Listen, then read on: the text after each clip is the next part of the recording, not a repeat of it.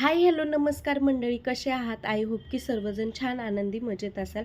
तर आज माझे नवरोबा बनवत आहेत माझ्यासाठी छान असे अंडा आमलेट. तर मी तुमच्यासोबत रेसिपी शेअर करत आहे. करायला तशी सोपी, झटपट होते. तर चला पाहूया. 2 अंडे इथे फोडून घेतले आहेत, त्यानंतर छान फेटून घेतले, त्यानंतर घातलेलं आहे चवीनुसार मीठ, अर्धा चम्मच लाल तिखट, त्यानंतर थोडीशी हळद आणि भरपूर अशी कोथिंबीर टाकून छान असं चमच्याच्या साहाय्याने फेटून घ्यायचं.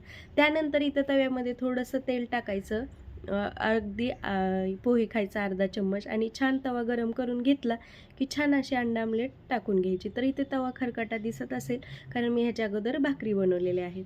तर छान असं चमच्याच्या साहाय्याने सर्वकडे आमलेट पसरून घ्यायचं आणि कड्या रिकाम्या करायच्या आणि छान असं परतून घ्यायचं.